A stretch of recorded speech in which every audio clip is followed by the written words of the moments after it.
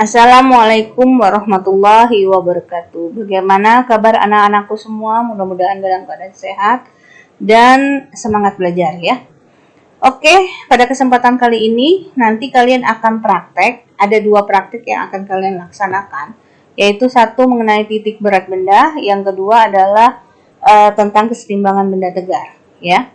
Oke, kita ke LKS-nya. Ini LKS-nya, lembar kegiatan siswa atau lembar kerja siswa, di mana nanti kalian pada dasarnya menghubungkan formulasi hubungan antara konsep torsi, momen dan sudut, dan momen inersia berdasarkan hukum 2 Newton serta penerapannya dalam masalah benda tegar. Oke, tujuannya adalah menentukan titik berat benda berupa bidang yang bentuknya homogen. Dalam hal ini kita bidang dua dimensi ya. Alat dan bahan yang kita gunakan yaitu satu, karton tebal. Karton tebalnya bisa saja kalian gunakan karton yang bekas ya, nggak mesti yang kalian beli. Kalaupun mau beli silakan. Paku atau jarum, jadi boleh mau pakai paku boleh, mau pakai jarum boleh. Terus kalau butuh penjepit boleh digunakan, nggak dipakai juga nggak apa-apa. Beban gantung, ya bebannya itu apa aja boleh. Kalau ibu tadi menggunakan kelereng yang ibu bungkus ke dalam suatu plastik, terus ibu ikat dengan benang, ya. Terus yang lainnya kita butuh penggaris, spidol, pulpen atau pensil, satu lagi gunting. Ibu lupa nulisnya ya. Oke, langkah kegiatan. Ambillah karton tebal, ukurannya nggak mesti folio. Kalau bekas kan misalnya bekas bungkus apa ya, sepatu misalnya, asal cukup dengan ukuran yang akan kita tentukan. Oh ya, nanti kamu ini penjelasan ibu ya. Prakteknya bukan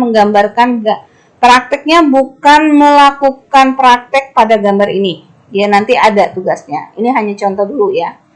Gunting katanya sehingga membentuk gambar yang ini. Gambar ini. Lalu buatlah lubang A, B, dan C secara sembarang. Jadi misalnya di ujung-ujungnya kita buat ya. Misalnya ini A, ini B, ini C. Boleh mana aja. Atau misalnya ini A, ini B, ini C. Terserah, sembarang.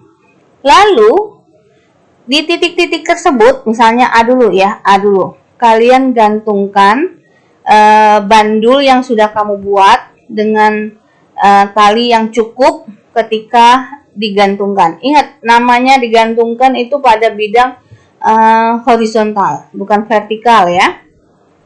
Lalu nanti di ujung tali, kalian namakan misalkan dengan nama A aksen.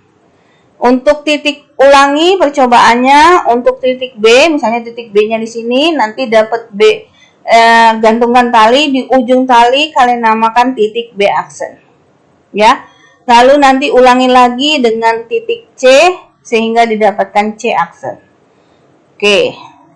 Nanti dari titik-titik tersebut kalian ketemukan antara A dengan A aksen, B dengan B aksen, dan C dengan C aksen ya. Sehingga nanti pada satu titik tengah akan ketemu titik potong. Nah, titik potong itulah yang merupakan koordinat titik berat benda ya. Sekali lagi ibu ingatkan, ini materi ini sudah kita pelajari di pertemuan sebelumnya. Ibu jelaskan sehingga pada koordinat titik berat ini dengan menggunakan rumus titik berat, mencari luas, terus mencari titik tengah, baik benda satu maupun benda duanya, atau luas bangunan satu dan luas bangunan dua, sehingga nanti setelah kalian menggunakan rumus X0 dan Y0, kalian akan dapatkan pada sumbu X koordinat titik beratnya 9,33 dan pada sumbu Y0-nya 5,33 ya. Ini sudah pernah kita pelajari. Coba kamu lihat catatannya, ya. Masih ingat ya? Nah, Ibu memberi contoh yang sudah Ibu lakukan pada gambar ini, ya. Pada gambar ini sudah Ibu praktekkan contohnya. Ini bidang vertikalnya tadi. Ingat ya, ini bukan bidang horizontal, tapi bidang vertikal. Ini Ibu menggunakan latarnya itu adalah sopa Ibu. Karena dia dari kain, jadi kalau ditusuk sama jarum, ini ada jarum di sini, Ibu tusuk, ya, dia tidak akan rusak. Nah, hati-hati nanti kalau kalian di rumah, kalian tiru, terus pun sopa di rumah, kalian tusuk jarum, kalau dari kulit akan rusak ya. Cari misalnya pakai yang gabus kotak itu apa namanya itu ya? Taulah kalian ya, atau apalah ya. Ya pokoknya yang vertikal yang bisa kamu tusuk, paku atau jarum yang digunakan. Ini benang. Nah, di sini sebenarnya ada bandul yang kata Ibu tadi terbuat dari kelereng, ya, Ibu. Kelereng itu Ibu ikatkan ke benang. Pertama titik A Ibu tentukan di sini, ya. Nah, ketika digantungkan benang di ujung benang ini pada kertas, Ibu beri titik 1 sebagai A aksen. Ya, lihat kursor Ibu nih, A aksen. Ya, lalu pindah. Tadi ini A-nya di sini. Sekarang Ibu misalnya B-nya Ibu ambil di sini.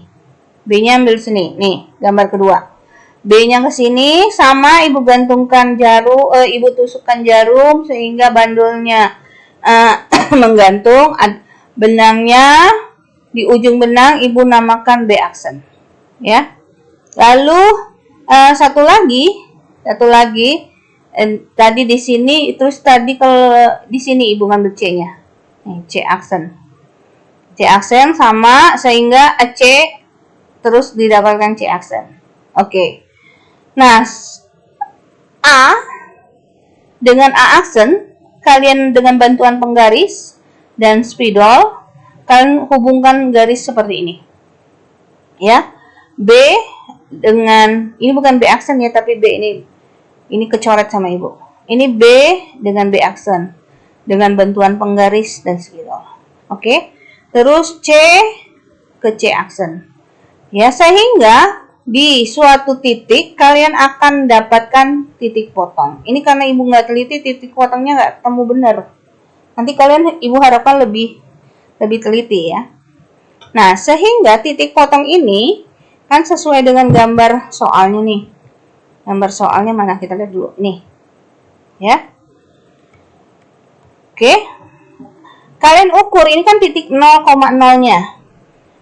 Ini sebagai titik potongnya. Bikin dulu garis bantu, garis putus-putus yang merah ini.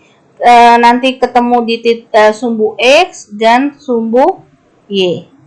Ukur dengan penggaris. Dari sini sampai sini, benar nggak 9,33? Terus dari sini ke sumbu Y yang titik potong di sini, benar nggak 5,33? Sesuai dengan hasil kalau kita menggunakan rumus. Ini kan pada sumbu X 9,33, pada sumbu Y 5,33.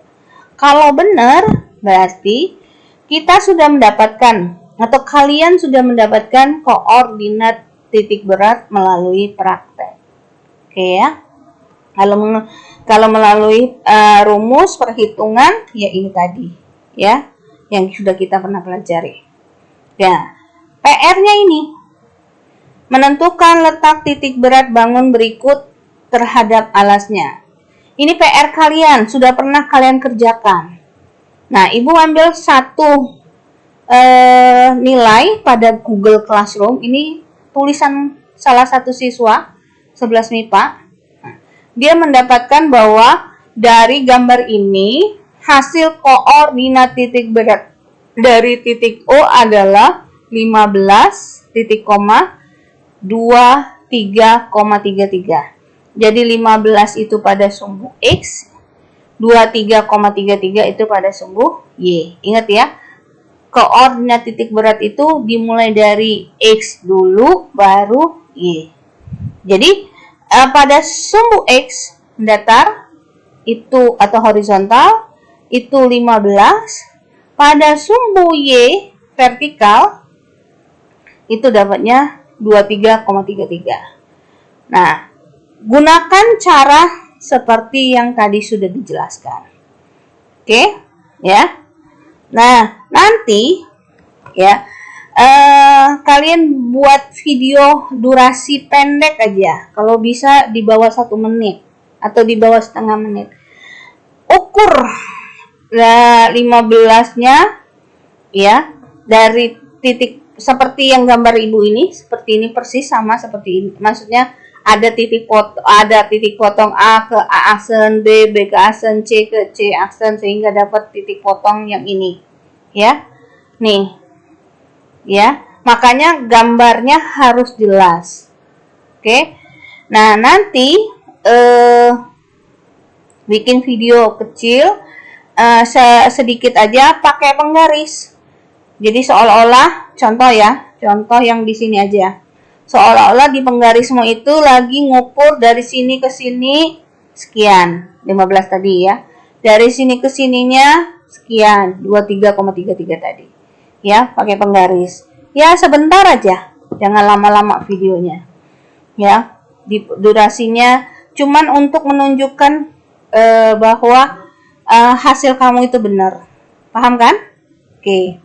Itu praktek yang pertama. Praktek yang kedua tentang kesetimbangan benda tegak. Ibu hanya memperlihatkan gambar dan videonya. Kalian nanti buat bendanya boleh mencontoh seperti ibu atau kalian modifikasi dengan bentuk yang lain. Ya. Kalau ini ibu menggunakan ini tusuk sate, terus benang, terus ini adalah kelereng yang ibu bungkus ke apa namanya? Ke plastik, lalu plastiknya ibu ikat pakai tali. Ya. Kiri dan kanan seperti ini. Boleh dicontoh ini atau kalian punya modifikasi semakin baik ya. Nah, ini contohnya. Jadi ketika benda ini ibu taruh di ranting pohon seperti ini, dia tidak jatuh. Kenapa? Karena bendanya sudah dalam keadaan setimbang. Begitu juga ini. Ini ibu taruh di ujung bunga. Apa namanya? Di ujung putik bunga lah, ya. Ibu taruh bendanya tidak jatuh, ya. Ini tidak bersandar ke sini ya, tidak bersandar ke apa namanya itu? Ke dinding ini tidak. Jadi tidak ada penyangga apa-apa. Oke, ini videonya.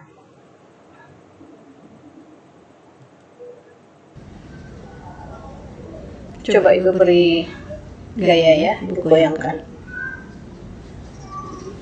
Tuh. Tidak jatuh karena bendanya sudah dalam keadaan seimbang. Oke.